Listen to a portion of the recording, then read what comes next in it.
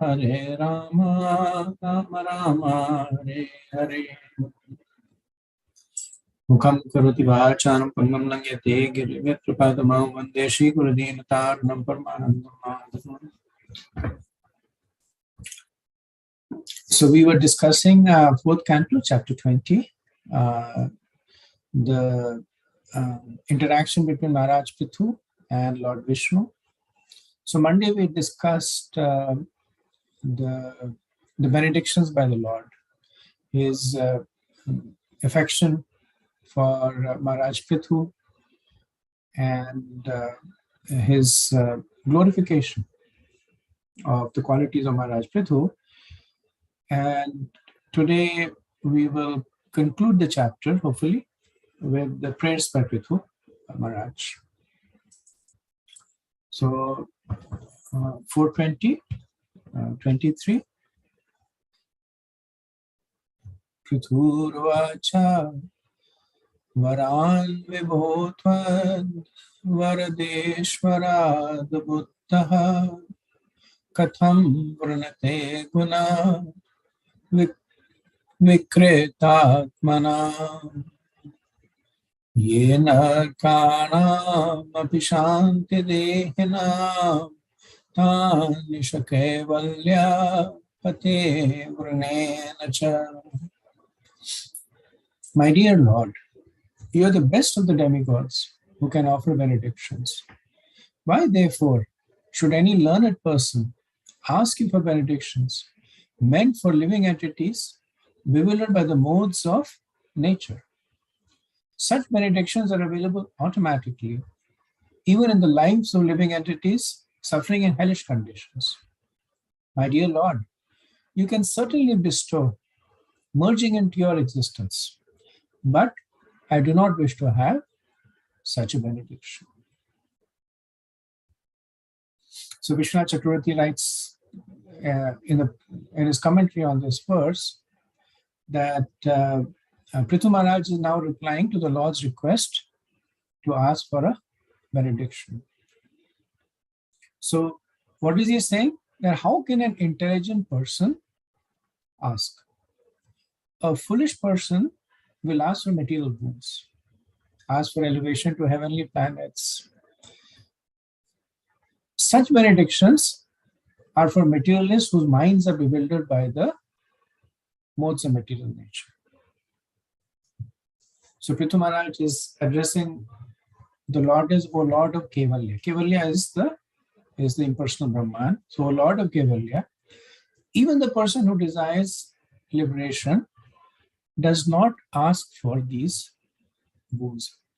How can I accept them since I cannot tolerate the name of liberation? Even liberation is unattractive, what to speak of material enjoyment. Now, the Lord had not offered to give Maharaj Prithu the benediction of liberation, whether impersonal or personal. But we see that in his prayers, Prithu Maharaj, he's rejecting Kaivalya, impersonal liberation, and a couple of reasons for that. So Vishwanath Chakravarti alludes to it, and it's there in the verse also, that what the devotee aspires for, the Lord is already providing it. In fact, the Lord is anxious to give that. Like it said that every jiva has a service to the personality of Godhead. When the jiva is conditioned, the service stops. The Lord is missing the jiva. So, service to the personality of Godhead is available without asking. So when the Lord is saying ask for benedictions, then Prithu Maharaj intelligently is assuming that the Lord is offering something other than his own service, which is either a material benediction for siddhis or elevation to heavenly planets, all the way up to the Brahman liberation. So he goes all the way up and says that I'm not interested in Brahman liberation.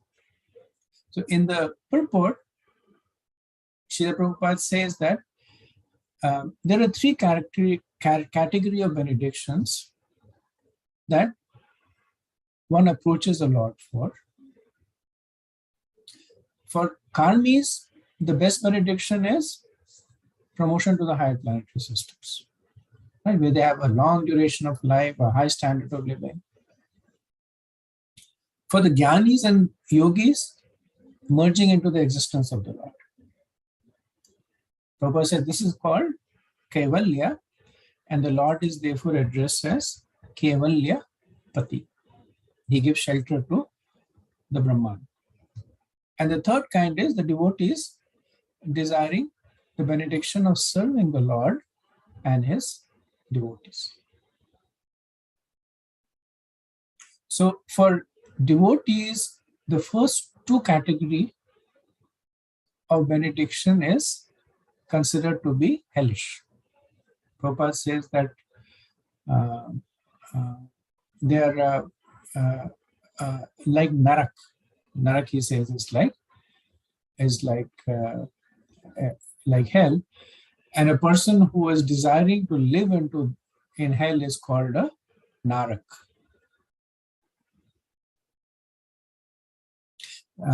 Later, Prabhupada says, Prabodhananda Saraswati, Prabhu, a great devotee of Chaitanya, Mahaprabhu described that Kaivalya is no better than a hellish condition of life, and for the delights of the heavenly planets, they are factually will-o-wisps or phantasmagoria. They are not wanted by the devotees. Devotees do not even care for the position held by Lord Brahma or Lord Shiva, nor does the devotee desire to become equal with the Lord Vishnu. A pure devotee of the Lord, Prithu Maharaj, made his position very clear.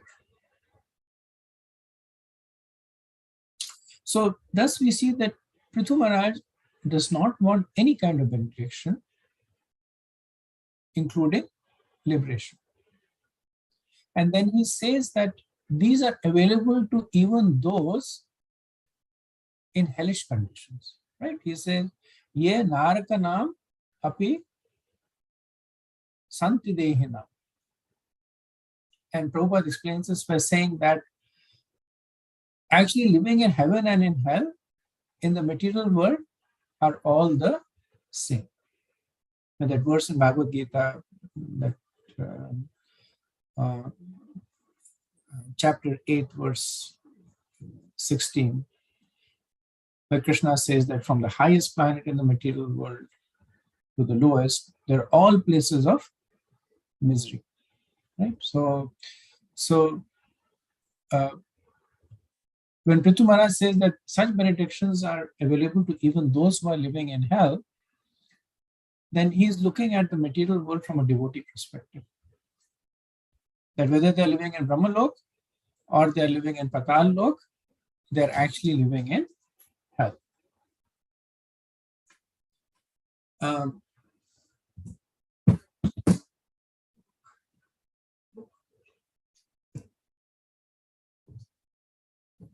Another way of looking at it is also that even for those who are living in hell, the Lord is still giving them benedictions. Even in hellish conditions, the Lord is providing for their food, the air to breathe, providing them an opportunity to elevate themselves. So even if you take hell from a more generally accepted perspective, where the lower planets are hellish conditions, there also the benedictions are there. Like in the 5th canto, the 26 hellish planets are described. So even though the jivas are being punished over there, but by the benediction of the Lord, every punishment that they receive burns their karma. And finally, when the karma has sufficiently burnt away, they get another opportunity. Why? Because of the mercy of the Lord. So either way you look at it, Prithu Maharaj's statement is describing the munificence of the Lord. For the devotees, however, the description of hell and not hell is slightly different.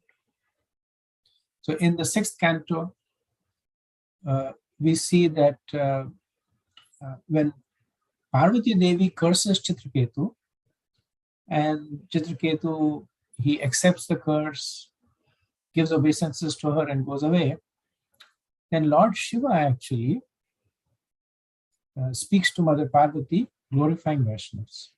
So he says, Narayana parasarve na kutaschana bibyati swarva apavarga narkeshva apitulyartha darshana.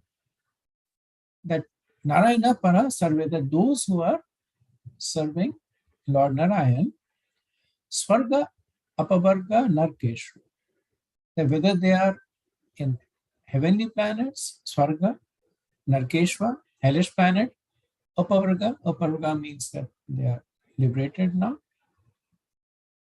They consider all of it as same. Because apitulyartha darshana, they consider all of it as the same because the only thing that they are interested in is the service of the Lord. So if there is service of the Lord, then they will consider heaven, hell, and liberation to be great. If there is no service to the Lord, they will consider heaven, hell, or liberation to be equally worthy of being rejected. And what to speak of heaven or hell, the devotees even reject elevation to Krishna Loka.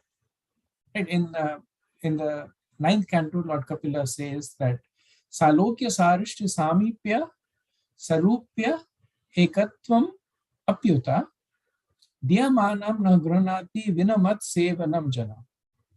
That a pure devotee does not accept any kind of liberation, whether it is Salokya, Sarishti, Samipya, Sarupya, or Ekatva, even though they are offered by the Supreme Lord.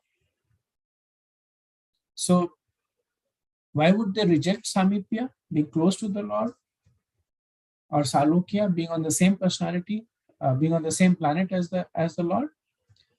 They would reject it if there is no service available over there. So this is a kimuta. This is a what if kind. Now, a devotee would not reject Samipya because Samipya means that there is service. But Lord Kapila is saying that even if Samipya or Salokya is offered and there is no service there, then they would say, not interested. And on the flip side, that if there is hellish conditions, but opportunity to glorify or serve the Lord, the devotees will happily accept it. So in the 5th canto, 19th chapter, the demigods, they glorify Bharatvarsha. And in glorifying it, they establish 3 considerations that make a place suitable for residence. So they say, Na yatra Vaikuntha katha sudhapaga, na sadhavo bhagavatas tadashraya, na yatra yagesha makha mahotsava, suresh lokapina vai sevyatya. So an intelligent person does not take interest in a place, even in the topmost planetary system, if the pure Ganges of the topics concerning the Supreme Lord's activities, so that is one consideration, Krishna Katha, if there are not devotees engaged in the service, so Seva, Vaishnava Seva or Narayan Seva, and if there are no festivals of Sankirtan Yag to satisfy the Lord. So if these three conditions are not met, then the devotees would reject it, even if it is Vaikuntha or Guru. And because these things are happening in Bharatvarsha, they say that the demigods are themselves aspiring to take birth in Bharatvarsha. So even if in the most hellish material conditions, the devotees are ecstatic if they are able to do Krishna Katha, Vaishnav Seva, and enjoy festivals.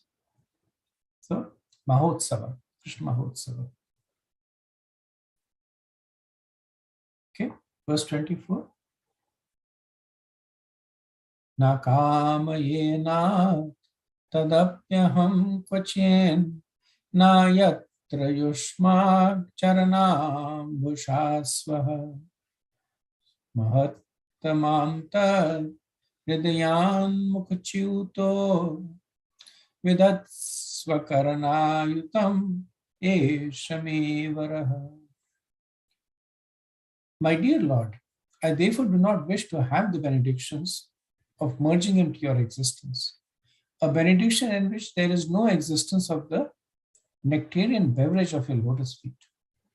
I want the benediction of at least 1,000,000 years, for thus I may be able to hear about the glories of your lotus feet from the mouth of your pure devotees. In the previous verse, Maharaj Prithu addresses the Lord as Kevalyapati, the master of liberation of Brahman, the merging into his existence. So, in this verse, he is further making it clear that he is in no way interested in Kevalya Mukti. So, just to clear the confusion that because he's addressing the Lord as Kevalyapati, one might think that he is taking shelter. So Pati means one who gives protection. So one may think that he's taking protection of the Lord who awards impersonal liberation. So he clarifies in this verse specifically that I have no interest in impersonal liberation.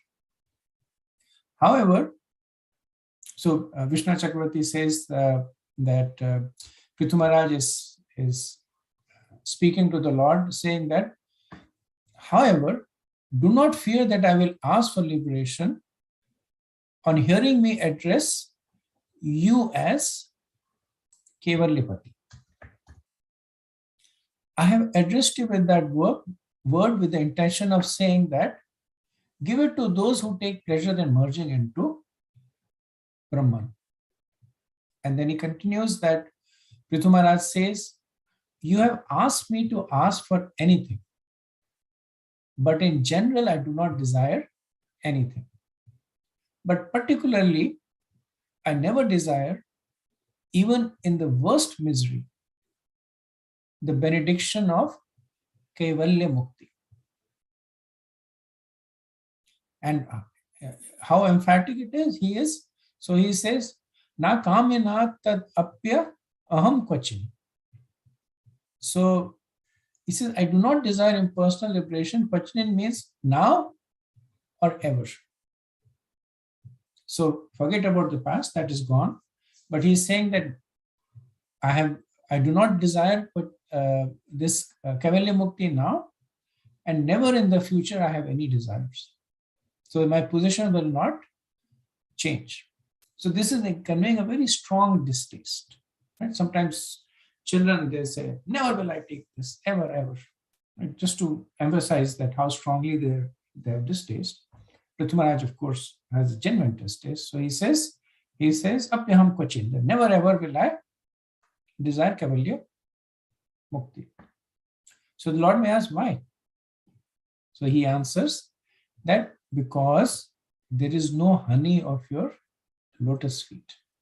There is no sweetness of talks about your qualities. That is why. So how are these topics being described?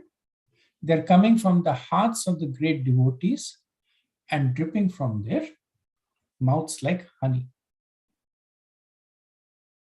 So Chakravarti becomes very poetic in commenting on it. He says that those topics are being sung out of great bliss experienced in the hearts of the great devotees. So in the first canto, we see when Bhagavatam is being described, then it is said that the Bhagavatam becomes sweeter because it is coming from the mouth of Sukadeva Goswami, right? Very first canto, first chapter, Sukha Mukhad Amrita Dravya Samhitam. Sukha Mukhad Amrita. So the nectar coming from the mouth of Sukadeva Goswami has become even more sweeter. So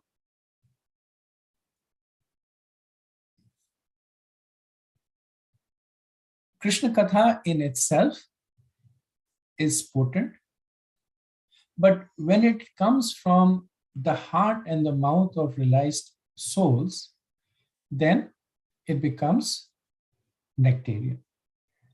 So in the third canto, 25th chapter, the words are used, Satam Prasangan Mama Virya Samvida.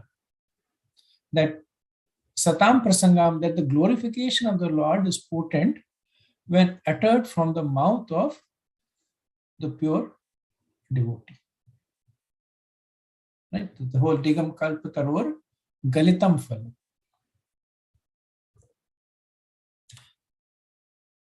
Now, we see practical examples of this.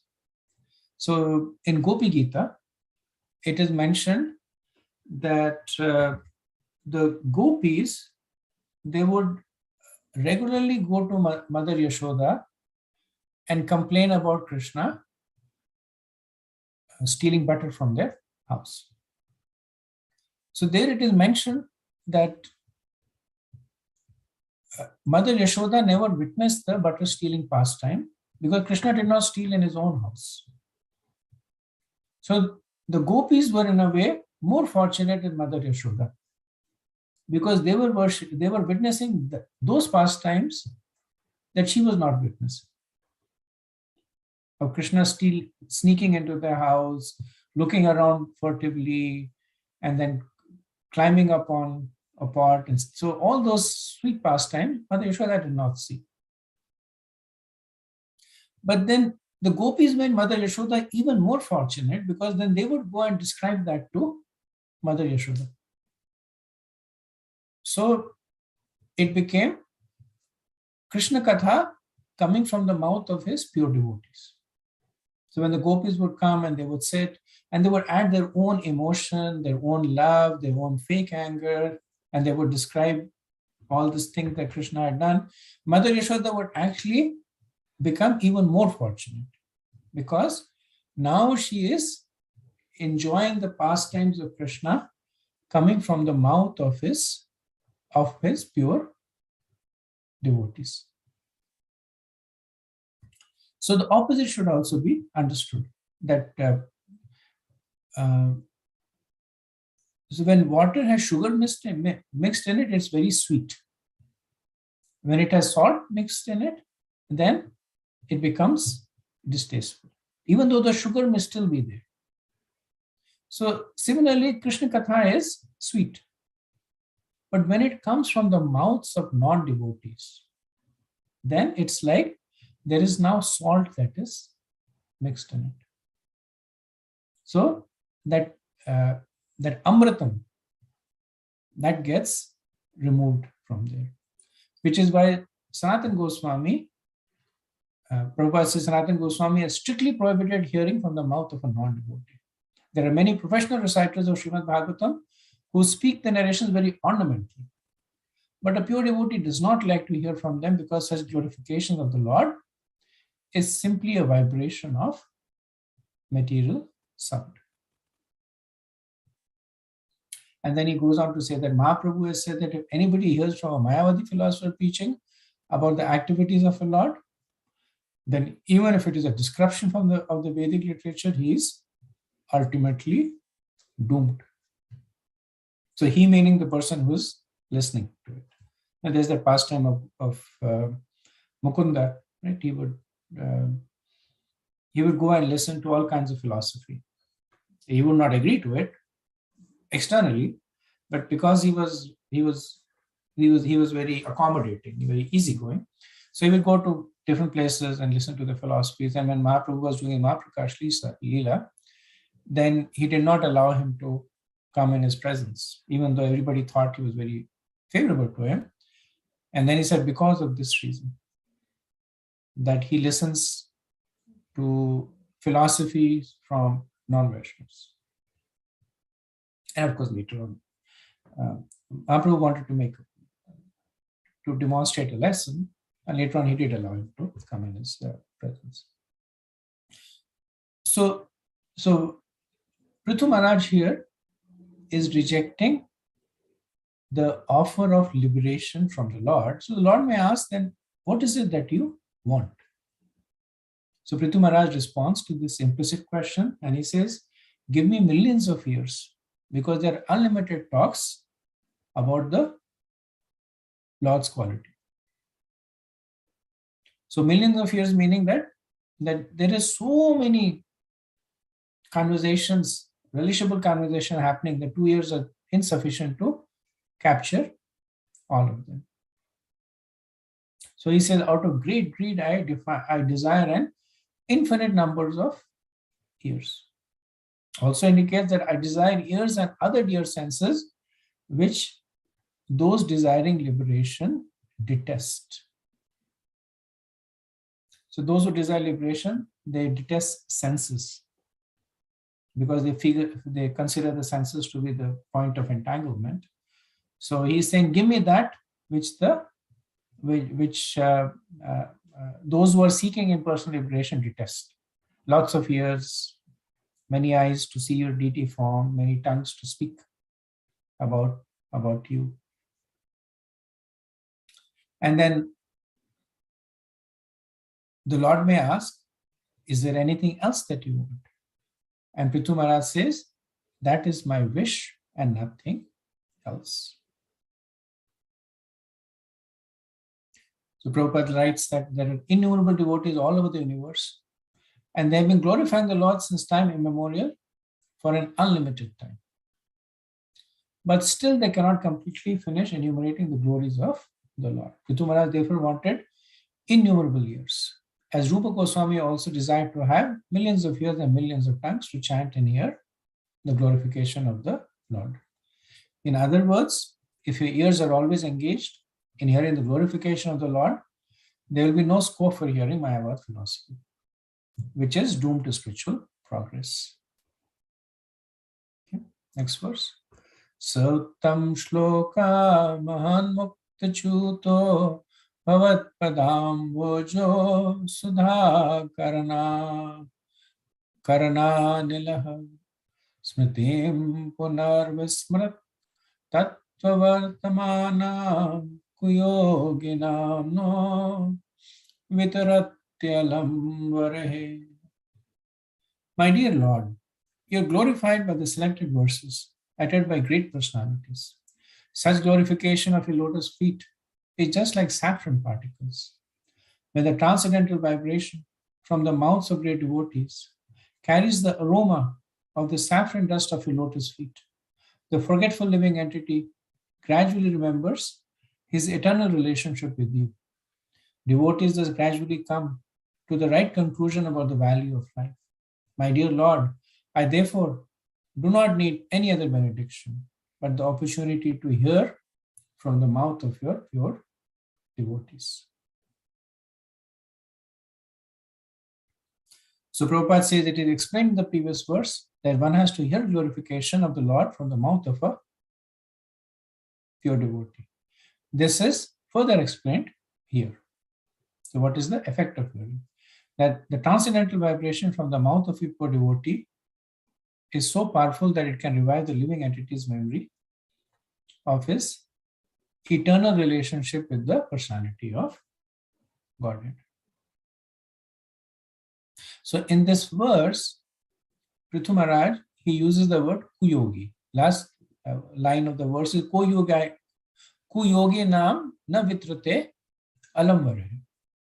So Srila Prabhupada translates kuyogi nam as of persons not in the line of devotional service.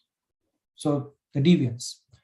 Vishwanath Chakravarti, he goes a little bit from a different perspective. He says that the word kuyogi is actually applied to a perfected devotee. So, so the way he explains it is that the perfected devotee is actually a kuyogi because he does not want what a good yogi wants. So a good yogi desires liberation. But a devotee has no desire for liberation. So, in other words, a good devotee is a bad yogi. So, kuyogi is actually describing a advanced devotee. Prabhupada, he talks about this in his purport actually. He says that for a conditioned soul, it is very important to hear from the mouth of a pure devotee who is fully surrendered. And then he says, it is our duty to rise from the Kuyoga platform to become Suyogis, perfect mystics. Every one of us is Kuyogi because we have engaged in the service of the material world. One may stay in this position, it does not matter what it is, but if one hears from the mouth of a pure devotee, he gradually comes to understanding of the relationship with the Lord. Therefore, the process of hearing is very important in making progress in the line of spiritual understanding. If you remember in the Damodar Ashtakam, Satyavrata Muni, he makes the same point twice. Like he says, Varam Deva Moksham, Na Moksham Vidimba. Right? That's the fourth verse. And then he says, Na Moksha Gromi Asti Damodarina. In the seventh verse. So, further commenting on this verse, Vishwanath Chakravarti says that the Lord may ask Prithu Maharaj that why is it that you do not desire liberation, which is very rarely achieved even by great knowers of the truth. So, he says that Prithu Maharaj is using Vyajastuti. So Vyajastuti is ironic condemnation, that what if, that it's like what to speak of me, even my servant will not eat this food. Right? That is Vyajastuti. So he's saying that just the breeze touching a particle of the nectar of the lotus feet. What to speak of the actual particle of nectar? And what to speak of the actual particle of nectar? What to speak of your actual lotus feet? So, for a devotee to be inspired, the breeze that is touching the particle of nectar that is sitting on the lotus feet of the Lord is enough. So what to speak of your lotus feet itself? How great it is that. Because of the greatness of the lotus feet, Prithu Maharaj says, I have forgotten all truths concerning Paramatma, Atma and body that were taught by you. And here Vishwanath is referring to verse 9th of this chapter, where the Lord says that when one is situated in his occupational duty and engages service unto me, he gradually becomes very satisfied within. So essentially, the Lord is speaking about Varnashram Dharma, enjoyment while making spiritual advancement. So he says, you may be teaching this to other people, but I know the potency of your lotus feet. Because simply a drop of a particle of nectar sitting on the lotus feet, being touched by a breeze, is enough to liberate one. So I have no desire for performing my occupational duty to make advancement and then get liberation. So therefore, I am a bad yogi, kuyogina. So this is what is called ironic condemnation or Vyajsuti. So he says, enough of benedictions of being stuck on the path of forgetting differences between you and Jiva. I am a bad yogi, most fallen. And since I could not become a good yogi, then I don't have any claim for Kaivalya. So the flip side is that he's now taking a, so this is not Vyajstuti anymore. He's saying that from a position of humility, that I can't become a good yogi. So my only claim to emancipation is your mercy that is coming through Krishna Katha. So that is the only thing that can help me. For a Suyogi, that person may be powerful to perform austerities. I cannot do that. But that does not mean I have no hopes. I still have hopes because I am able to hear the glorification of you from your devotees. Okay, next verse. 26. Yashah Shivam Shushruvarya Sangame Yadrache Kopashanoti Te Sakrat Katham Gunagyo Viramadvina Pashum Sharirayat Prabhavre Guna Sangrache Chaya. My dear highly glorified Lord, if one in the association of your devotees hears even once the glories of your activities, he does not, unless he is nothing but an animal, give up the association of devotees. For no intelligent person would be so careless as to leave their association. The perfection of chanting and hearing about your glories was accepted even by the goddess of fortune, who desired to hear of your unlimited activities and transcendental glories. So here Prithu Maharaj, he makes 5 points about the potency of Krishna Katha. He says that it is so strong that if one hears it even once, the person will be addicted to it, will hanker for more. Then the question comes that how long will the person be hankering for it? So he says that such a person is never satiated. So he gives the example of Lakshmi Devi, who is eternally with Lord Vishnu since time immemorial, but she is still not satiated. But then there are so many people who do listen and walk away. So Prithu Maharaj says that they are animals. So they are Dvijapad Pashus. They may have a human body, but they are animals. So Vishwanath Chakravarti has a fairly long imputed conversation between Prithu Maharaj and Lord Vishnu. And he goes through it just to bring out some of the more subtle points in the verses. So he says that the Lord may say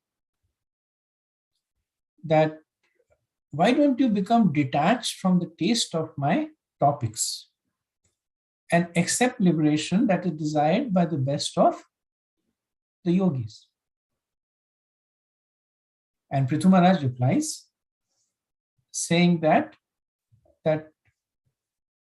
uh, even if one hears your glories accidentally, he says Yadrachaya. So even if he hears it accidentally, without any special effort, without any special desire from his side, that itself is potent enough to make the person become addicted to your glorification. And when such a person gives up the desire to hear your glorification, he is like an animal amongst humans. Or Vishnu Chakravarti says, also implied is that he who does not give them up is a real human amongst animals. So it can be read both ways, that a person who gets addicted to the pastimes of Krishna Katha, he can be considered as a real human amongst animals. Or a person who gives it away, gives it up, it can be considered as an animal amongst humans. So Lord Kapila makes a similar point in the 3rd canto, 20th chapter, when he talks about the advancement of a yogi. And then finally he says that when the yogi is sufficiently advanced, then the mind that he is used to attract the Lord, he withdraws that from material activity. So even a yogi who is properly situated will, even though he may be using the mind to attract, even though he may be using the mind to attract the Lord, but then he gives it up. So the karmis by nature, they have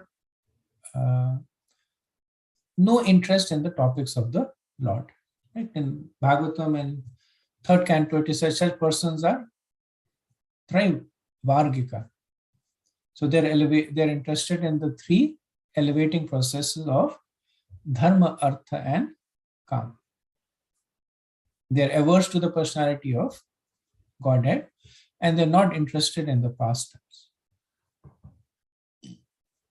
So those who are either averse to Krishna Katha or for material enjoyment or for the sake of liberation, giving them the opportunity to listen to Krishna Katha is like feeding oil cake or chaff or rubbish to animals. So Vishnu Chakravarti using strong words that for such people, Krishna Katha is like rubbish. And Prithu Maharaj is saying that, but don't treat me like an animal. That I would like to be considered as a human being. So don't deprive me of the opportunity to perform Krishna Katha. So then the Lord might say that the yogis and karmis who give up my topics are proof that liberation and material benefits are greater than the taste of my topics. So Vishnu Chakravarti is saying the Lord is now taking a contrary position. That actually the fact that they give up my topics and go after material enjoyment or mystic siddhi, isn't that a proof that these things are greater than Krishna Katha? And what proof is there that Krishna Katha is greater than liberation or material enjoyment? So in response to this implicit question, Prithu Maharaj says that personalities like Lakshmi Devi, who are worshipped by the whole universe, and who are considered to be endowed with all good qualities. They accept your glories with a desire to be able to taste completely, samagra. That is the proof. And then there are others like Sukadev, who even after tasting the happiness of liberation for a long time, they quickly gave it up when they found the pleasure of your Krishna Katha. That is proof. So the yogis are like bulls. They're conditioned to eat grass. And when they're given sugar cane, they reject it. What they don't understand is that within the hard shell of the sugar cane is indescribable sweetness. And then Vishnu Chakravarti says the karmis are like camels who give up the mango buds and instead go after the thorn. So the Lord may now say that what kind of proof is that? And Prithu Maharaj then says that because the happiness of all other items are included in bhakti, it is the compilation of all human goals and all qualities. With the desire for the Lord who contains all happiness, Guna Samagra, Lakshmi Devi accepts your glories. So now he becomes less poetic and more factual, saying that it is not that devotees are averse to happiness. They are actually Anandamaya. They are seeking happiness. But the happiness of your bhakti includes all the other kinds of happiness that the karmis, gyanis, and yogis are aspiring for. And then Vishnu Chakravarti says that he says that this is an explanation that is given by Sridhar Swami. So essentially, he is quoting Sridhar Swami in writing, or he is writing the purport given by Sridhar Swami in his own purport. In the purport, Srila Prabhupada also comments on the word Arya, that he says the Aryans were of Vedic origin, and then they spread all over the globe. And he said that's one reason that when he came to America, they took to Krishna consciousness so quickly, because they were of the Aryan race with Vedic origin in them. Okay, I'll do one more verse and then we'll stop for discussion. Verse 27. Atha bhaje tvakila purushottamam gunalayam padma karevalalasa apyavayoreka patispradho kali nashat kritvat charane katanayo. Now I wish to engage in the service of the lotus feet of the Supreme Personality of Godhead, and to serve just like the goddess of fortune, who carries the lotus flower in her hand. Because His Lordship, the Supreme Personality of Godhead, is the reservoir of all transcendental qualities. I am afraid that the goddess of fortune and I would quarrel, because both of us would be attentively engaged in the same service. So here Prithu Maharaj is exhibiting his more rasika mood here. Now, as we'll see later, he is not displaying a Madhurya Bhav. Lakshmi Devi is obviously in Madhurya Bhav, but he's showing his Dasya Bhav in executing one of the 9 processes of devotional service, which is Padya Seva. Prabhupada says that the Lord is addressed as Akhila Purushottam, which is the personality of Godhead, Lord of the entire creation. So Purush means enjoyer and Uttam means the best. So there are different kinds of Purush are enjoyed within the universe, and they're divided into three classes. Those who are conditioned, those who are liberated, and those who are eternal.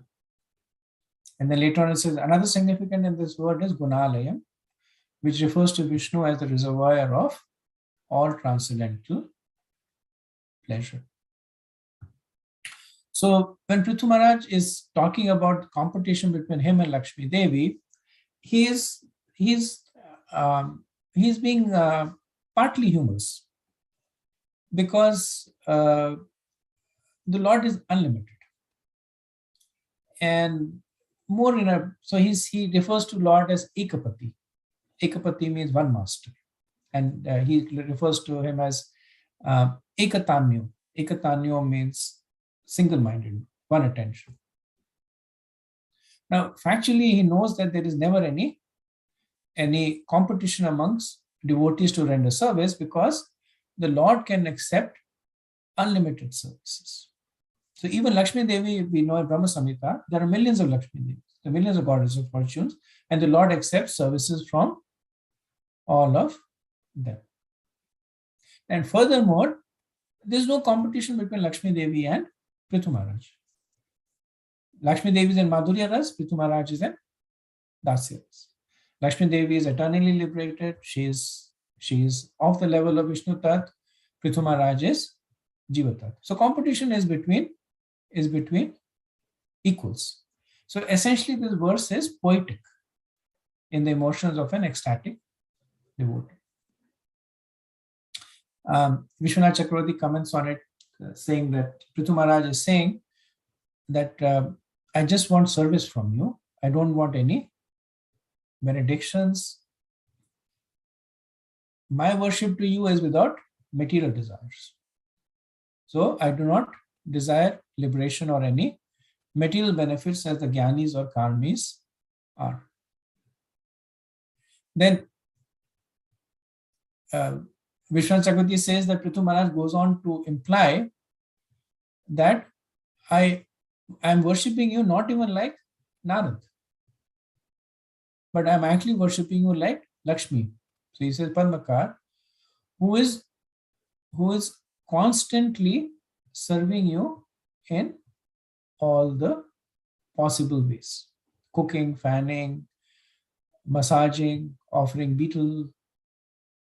But essentially, Prithu Maharaj is saying that I have lalsha, that I have great desire to serve you in all possible ways.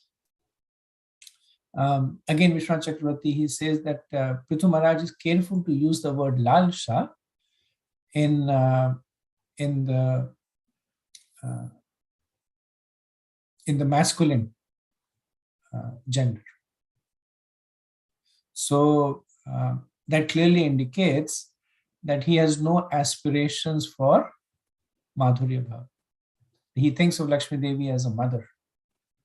And when he's comparing himself to Lakshmi Devi, he uses the word Iva, like. So saying that even a small portion of a service like Lakshmi Devi would be a matter of great pride for me. Vishwanath Chakravarti also says that Prithu Maharaj is expressing what is known as Veer Bhakti. So Veer Bhakti is, so Veer is Kshatriya. Kshatriya is like competition. So Veer Bhakti is Bhakti in the desire for competition. So that's why he says that maybe I will quarrel with Lakshmi Devi while performing Bhakti. So he said Prithu Maharaj, being a Kshatriya, has that mood. So when he was performing Karma Kand, he quarreled with Indra. So because he wanted to do the best. When he's performing Bhakti, then his aspiration is that he may be in competition with Lakshmi Devi. But then he says that because he's a properly situated devotee, he clearly indicates that there will be no competition and we will constantly be engaged in serving the feet. Srila Prabhupada in the purport writes that Prithu Maharaj desired to serve the Lord with the goddess of fortune, but this desire does not mean that he is situated on the platform of Madhurya Rasa. The goddess of fortune is engaged in the service of the Lord in the Rasa of Madhurya, conjugal love. Although her position is on the chest of the Lord, the goddess of fortune in the position as a devotee takes pleasure in serving the lotus feet of the Lord.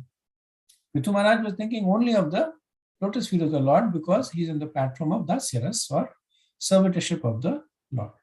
From the next verse, we learn that Prithu Maharaj was thinking of the goddess of fortune as Jagannatha, as the universal mother.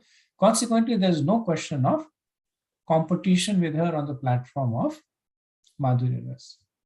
Nonetheless, he feared that she might take offense at his engaging in the service of the Lord. This suggested that in the absolute world, there is sometimes competition between servitors in the service of the Lord. But such competition is without malice. In Vaikuntha worlds, if a devotee excels in the service of the Lord, others do not become envious of his excellent service, but rather aspire to come to the platform of that service. Okay, so let me pause here and see if we have discussion.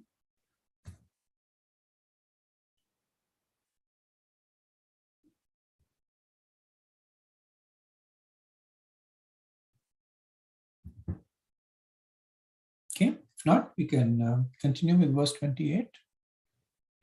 Jagad Janayam Jagadisha Vaishasham Syad Devayat Karmani Naha Samahitam Karosi Falvapya Urudina Vatsala Swayeva Dishne Viratasya Kim Taya. My dear Lord of the universe, the goddess of fortune Lakshmi is the mother of the earth, mother of the universe. And yet I think that she may be angry with me because of my intruding upon her service and acting on that very platform to which she is so much attached. Yet I am hopeful that even though there is some misunderstanding, you will take my part.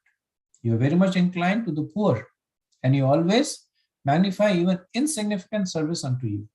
Therefore, even though she becomes angry, I think that there is no harm for you because you are so self-sufficient that you can do without her.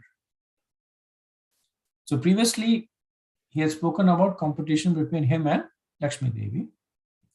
Now he says that if this competition escalates into rivalry, then my expectation is that you will take my part. Why? Not because he's saying I'm a great devotee, he's saying the opposite. Because I'm an insignificant person, but you are Deen Vatsalya. And I am a lot more fallen than the exalted Lakshmi Devi. So this is again poetic license. So he's actually saying that you don't even need Lakshmi Devi. So he's saying that if the competition becomes so bad between us that Lakshmi Devi gives you the ultimatum that it's either me or Prithu Maharaj, then I'm expecting you to say to Lakshmi Devi that you can go now. And even though I am Dina, I cannot do the service that she can, but because you are self-sufficient, there will be no harm even if Lakshmi Devi goes. So previously he was trying to become equal to Lakshmi Devi. Now he is saying that I will actually be at a more higher platform because you will ask her to leave but keep me. Now the reasons you're giving is that because I'm more fallen, but in that Virya Bhav, he's saying. So this is again, as Prabhupada says, that there's no malice in it. This is just poetic expression. So Prithu Maharaj is expressing so many things on this. He's talking about the munificence of the Lord. He's talking about the exalted stature of Lakshmi Devi. He's also talking about the rasas between devotees. That it's not that the devotees are just monolithic. there is me and Krishna. Right? He's saying there is also rasa between the devotees, competition for service. Vishwanath Chakravarti, again, he expands upon this through a conversation. He says, the Prithu Maharaj says that there may be some conflict with Lakshmi, who is also my mother. Since I reside within the universe, because I have a desire for her service, but karmani. So let her leave your feet, let her sit by your chest. But I am the son, I will do all the service for your feet. So the Lord might say that you are a novice and she is experienced. You are low and she is exalted. Why are you competing with her? Prithu Maharaj says, you are right. I am low and she is exalted. But just as you took my side when I quarreled with Indra, I am expecting that you should also favor me in this case. So your greatness is that you make an insignificant person great. Your greatness is that you are affectionate to the fallen. So then the Lord smiles and says that, are you not afraid of her anger, Lakshmi Devi's anger? So Prithu Maharaj, with great chivalry, says, I do not fear her anger. Since I possess your power, why should I worry about her? So what is the power that he possesses? The power of his mercy.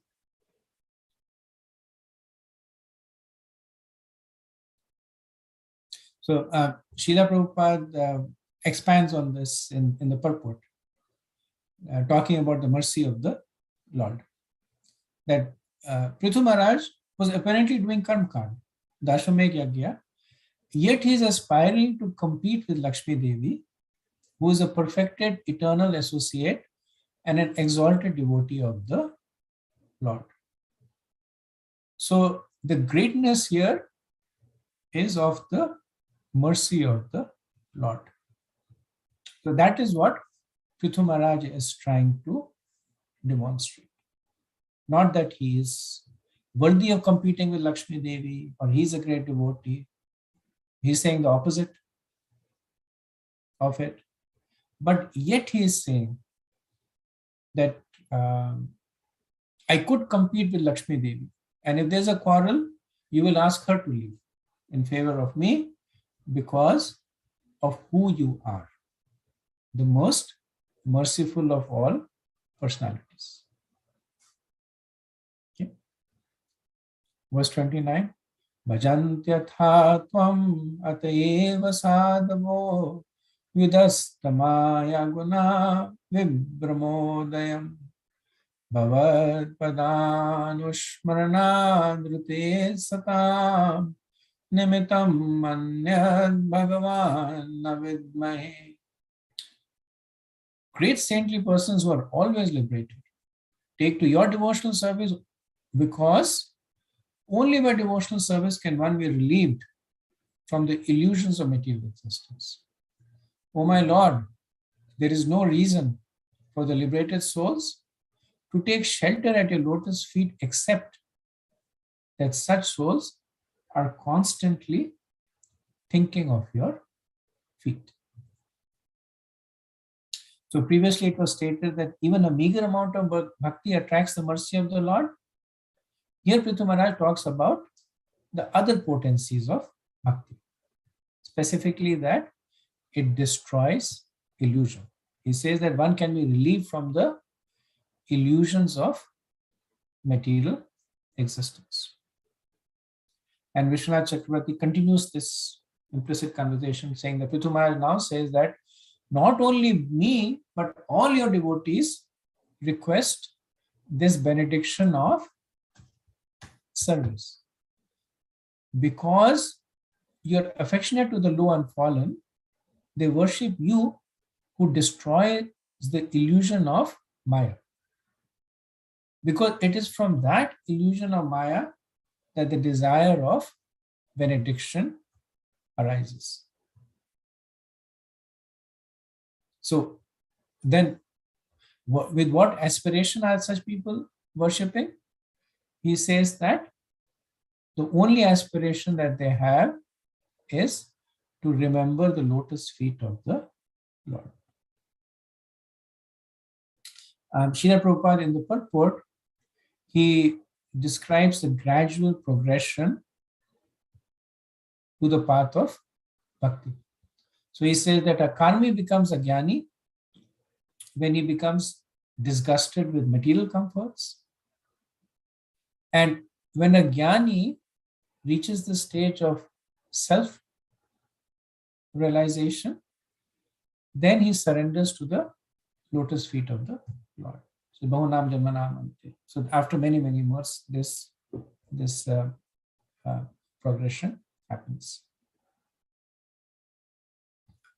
Okay, verse 30. Manye giram te jagatam vimohinam varam vnishveti bhajantamatayat vachanutantya yadite janostitah katham punah karma karoti mohita. My dear Lord, what you have said to your unalloyed devotee is certainly very much bewildering. The allurements you offer in the Vedas are certainly not suitable for pure devotees. People in general, bound by the sweet words of the Vedas, engage themselves again and again in fruitive activities, enamored by the results of their action. So in a way, what Prithu Maharaj is saying, that the Lord is offering such material benedictions to weed out those who have material desires. Vishwanath Chakravarti, again, he shows a conversation that the Lord says that to Prithu Maharaj, then why do I ask my devotees to request for benedictions? And then Prithu Maharaj says that if an immature devotee asks for material benedictions out of greed, he will be destroyed, since he is cheated of bhakti ras. The typical words of the Vedas bewilder the world by promising elevation to Pitraloka or Swargloka. Unless a person is bound by your words, how can he continue to do such acts, being bewildered by the same results again and again? So Prithu Maharaj is accepting that the Lord does offer benedictions, but he is saying that this is just to weed out those who are materially inclined. Prabhupada says that in the Vedas there are three categories of activities. There is Karma Kand, which is fruitive activities. There is Gyan Kand, which is philosophical research, and Upasana Kand, which is worship of demigods to get material results. And then he says the Lord sometimes offers benediction to the neophyte devotees who have not yet understood that material activities will not make them happy. Prithu Maharaj therefore says that the allurement of material benediction is another trap to entangle one in this material world. He therefore frankly tells the Lord that the Lord's offerings of benediction in the form of material facilities are certainly a cause of bewilderment. A pure devotee is not interested in bhukti or mukti. Moving on to verse 31. Tvam ayada janosha khandito yadanyata shashta pratatmano buddha yatha chared bad hitam pita swayam tatha tvam evarhasi naha samitam. My Lord, due to your illusory energy, all living beings in this material world have forgotten their real constitutional position. And out of ignorance, they are always desirous of material happiness in the form of society, friendship, and love. Therefore, please do not ask me to take some material benefits from you, but as a father, not waiting for the son's demand, does everything for the benefit of the son. Please bestow upon me whatever you think best for me. So this is the last verse of the prayer of Prithu Maharaj. And here he is making a very important point, that he is not rejecting the benedictions of the Lord out of pride, because he's still saying that I'm a son, you're my father. So do whatever is best for me. Giving me benedictions is not in my best interest, but whatever you think is best for me, you can do that. So this is the mood of complete surrender. Vishwanath Chakravarti said that essentially what Prithu Maharaj is saying that that my dear Lord, please do not test my greed by offering benedictions. Since all people desire something other than the proper thing, your worship, you should do what you think is good for us. So Prithu Maharaj is now speaking on behalf of all the conditioned living entities. That just like a father, he will do whatever is beneficial for the son. So he knows when he has to study or play and accordingly guides him. So he's now, Prithu Maharaj is saying, you know what is best for me. You don't have to ask for my approval again. I trust you completely.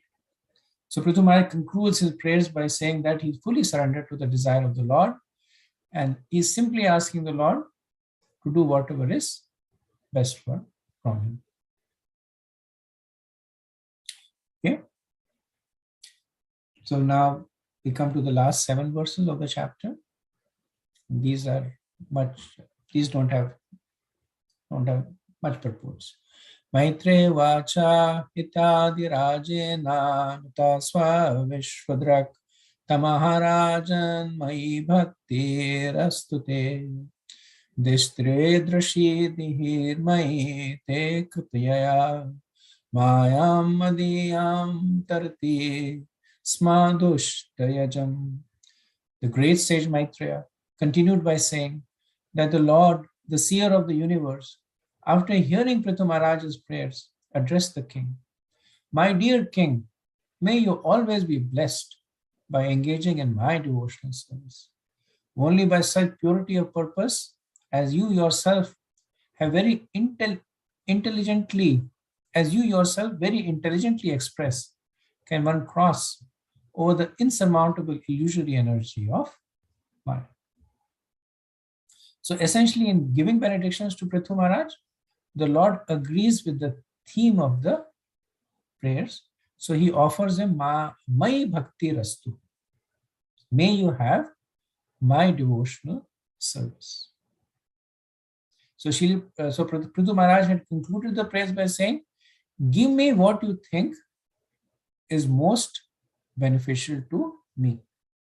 The Lord responds by saying, Mai Bhakti Astu.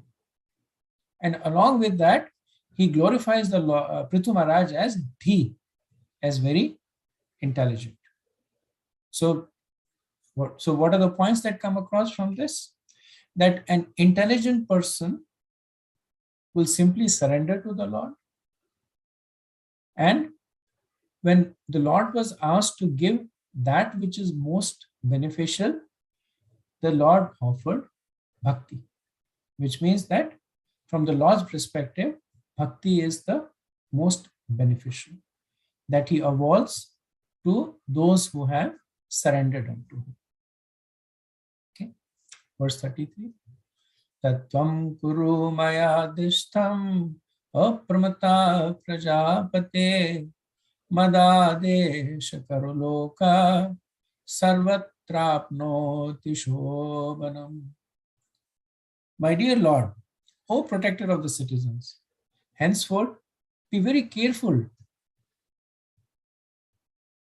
Okay, let me read that again. My dear King, O protector of the citizens, henceforward be very careful to execute my orders and not be misled by anything. Anyone who lives in that way, simply carrying out my orders faithfully, will always find good fortune all over the world. So in this word, the Lord is essentially summarizing the points made by Prithu Maharaj to validate. So the orders of the Lord, sometimes they can be bewildering. For instance, the Lord is asking Prithu Maharaj to continue to rule his kingdom. So he addresses Prithu Maharaj as Prajapati, as the protector of people. Prithu Maharaj was aspiring for Padya Seva, for personal association of the Lord. So what is the Lord saying? That all perfections are available if you follow my order. Right? It's like Krishna telling Arjuna that if you fight, then that is the perfection of your devotional service. Here the Lord is saying that for you, the perfection of your devotional service is to continue to rule all over the world. Prabhupada said this is the primary principle of religion. Anyone who directly executes an order of the personality of Godhead is actually a religious person, and others are pretenders. Verse 34. Maitre vacha iti vainyasya rajrishihi pratinanandyarthavad pujitu anugritvenam gantum chakrachutamatim. The great sage Maitra told Vidur, the Supreme Personality of Godhead, amply appreciated the meaningful prayers of Maharaj Prithu. Thus, after being properly worshipped by the king, the Lord blessed him and decided to depart. So Prabhupada says that the word pratinandya arthavad vache is important, which indicates that the Lord appreciates the meaningful prayers by the king. And then by validating the prayers, by giving benedictions, and finally by giving instructions. So Prithu Maharaj was asking for service, and the Lord gave him service. Verse 35-36. Devarishi Pitra Gandharva Siddhacharan Pannaga Kinnapsaro Sumartayaha Khaga Bhutanyanekshaha Yageshwar Dhiyarajna Vagvitanjali Bhaktitaha Sabhajita Yayu Sarve Vaikunthanugatastatah. King Prithu worshipped the demigods, the great sages, the inhabitants of Pritralok, the inhabitants of Gandharvalok, and those of Siddhalok, Charanlok, Pannaglok, Kinnarlok, Apsaralok, the earthly planets, and the planets of the birds. He also worshipped many other living entities who presented themselves in the sacrificial arena. With folded hands, he worshipped all these, as well as the Supreme Personality of Godhead and the personal associates of the Lord, by offering sweet words and as much wealth as possible. After this function, they all went back to their respective abodes, following the footsteps of Lord Vishnu. So this verse shows the mood of a devotee in terms of respecting everybody. So Prithu Maharaj had received benedictions from the Lord. So it's not that he said, now I don't care about Indra or Varun or Siddhas or Charans or Apsaras, but he worships all of them, but in relationship with the Lord. So when the Lord had appeared, all of them had accompanied the Lord. And Prithu Maharaj, he first worshipped the Lord, then he worships the various inhabitants. So Yagya Ishvara Dhiya, with perfect intelligence of thinking of them as part and parcel of the Supreme Lord. In the purport, Srila Prabhupada refers to the various types of personalities that are mentioned in this verse to establish that the universe is replete with various forms of life. So he challenges the empirical evidence of the scientists that the universe is empty of life and Earth is the only planet. He's saying that all these inhabitants came from different planets, so it means the universe is full of life. Okay. Okay. We have 2 more verses and then the chapter ends and we'll pause for any discussion. Bhagwan Napiraj Rishi Sopadhyayasya Chachuta Haranniva Manomushya Swadham Pratyapadyata. The infallible Supreme Personality of Godhead, having captured the minds of the king and the priest who were present, returned to his abode in the spiritual sky. This verse talks about the potency of association. So the Lord was favorably inclined towards Prithu Maharaj, and he came to give Prithu Maharaj his association. But when he came and gave Prithu Maharaj his association, then everybody who was associating with Prithu Maharaj also became purified. So the Brahmanas, they were more into Karmakand for obvious reasons. They were performing Karmakand yagyas. But because they were associating with Prithu Maharaj, and the Lord was associating with Prithu Maharaj, even their minds were captivated by Krishna. Prabhupada says the Lord appeared in the sacrificial arena of Maharaj Prithu as Shuddhakshay Vishnu, who is a plenary expansion of Lord Krishna, second incarnation from Karnodakshay Vishnu. And then he talks about Garbhodakshay Vishnu. So essentially this is the Lord who is the origin of the Paramatma incarnations. Okay, last verse. Adrastaya namaskritya nirpasanda sitatmane avyaktaya na devana devaya swapuram yayu. King Prithu then offered his respectful obeisances unto the Supreme Personality of Godhead, who is the Supreme Lord of all demigods. Although not an object of material vision, the Lord revealed himself to the sight of Maharaj Prithu. After offering obeisances to the Lord, the king returned to his home. Vishnu Chakravarti explains that the Lord was invisible to others while only being visible to Prithu Maharaj.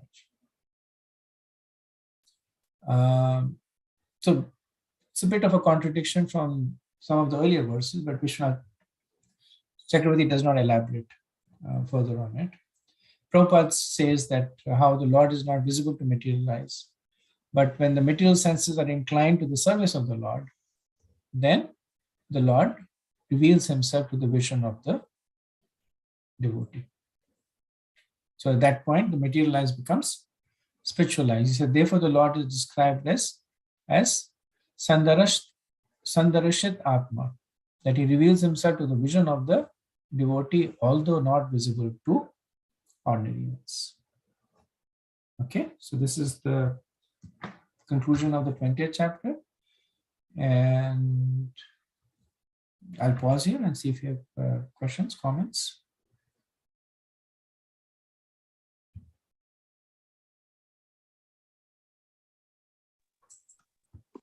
Hare Krishna Prabhu.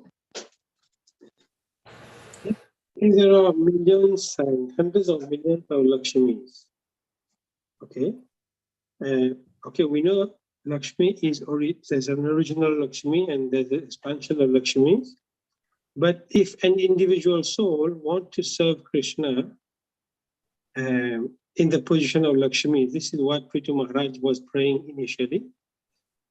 Just like the gopis, when somebody wants to be in the service of Krishna, we understood that, she prayed to become a gopi, and then Radharani welcomed her when this jiva goes into the spiritual world, and there she also served Krishna side by side with Radharani. But in the same same way, there are millions and millions of Lakshmis. I mean, an individual soul may possibly become, you know, I won't say Lakshmi, the original, but a Lakshmi as well. This Generally, is the just a understanding, thinking. right. Generally, the understanding is that such devotees, they will serve under the guidance of the eternally the eternal associate of the Lord. So when somebody says, I want to serve, now Prithu Maharaj is a little different case, but when a Ragatmika devotee is moving to the stage of ecstatic devotion, then they develop attraction to a perfected devotee. And then the understanding is that they will serve that devotee in serving Krishna or under the guidance of the devotee, not that they will take their place. So this praise by Maharaj Prithu, like I mentioned, it is more of poetry. The Prithu Maharaj in Virya Ras is saying that I will compete with Lakshmi Devi, and actually when there is an argument between us, then you will actually ask Lakshmi Devi to leave. Obviously the Lord is not going to ask Lakshmi Devi to leave, but this is just, like a child who is very confident of the love of his father, and he's boasting and he's saying that you please ask your wife to go. Just sometimes the child is angry with the mother, he goes to the father, says, please ask your wife to go, because he's very confident in his relationship there. So Prithu Maharaj is showing that rasa over there. But the point that you made is valid, that it's not that those devotees' positions are mitigated. It's that one takes shelter of those devotees and serves them, or serves along with them. So they get trained by those devotees and they serve along with them. When the rasa dance was done, there were some gopis who were nitya siddhas, and there were some who were sadhana siddhas. And the understanding was that the sadhana siddhas were being trained by the nitya siddhas in the service of the Lord. Thank you, Guru.